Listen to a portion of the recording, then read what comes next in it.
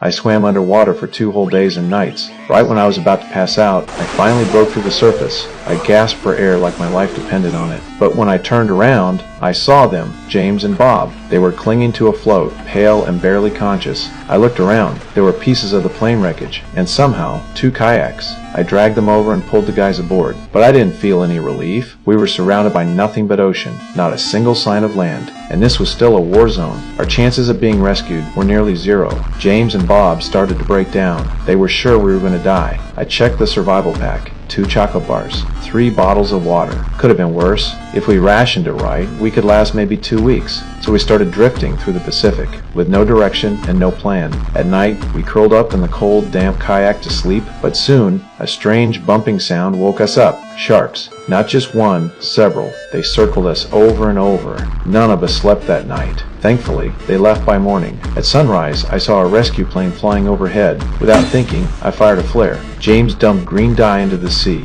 trying to make us stand out in the blue water, but the plane was flying too high. From up there, we were just specks in the ocean. I fired another flare. Still nothing. The plane flew farther and farther, leaving us staring at the sky in silence. Then it got worse. The chocolate was gone. Only a few empty wrappers were left. I shouted at James. He kept his head down, said he couldn't take the hunger anymore. I was furious, but there was nothing else to do. By day 4, we were all losing it. James hugged his knees crying, saying he regretted everything. Around noon, an albatross landed on our kayak. I held my breath and reached out slowly, then grabbed its leg hard. We all pounced on it at once. It was finally a meal. The meat tasted awful, but we hadn't eaten in days. Bob had an idea. He used some of the bird as bait. We waited 4 hours, then finally caught a huge fish. James didn't say a word. Guilt was written all over his face. Bob and I didn't say anything either. We just handed him a piece of fish. At that point, it didn't matter anymore. That fish saved us. Its protein kept us going for another 18 days. The sun burned our skin until it peeled.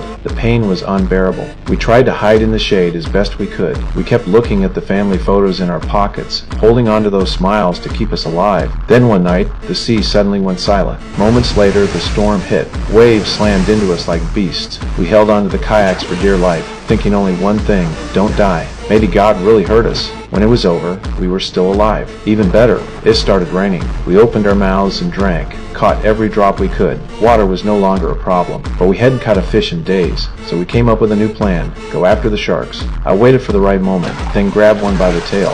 With all our strength, we pulled it onto the kayak. I didn't hesitate. I stabbed it until it stopped moving. The meat was tough and foul, but it kept us alive. Day 27 came. We were still drifting. Just when I was about to give up, I heard the sound of an engine. I looked up.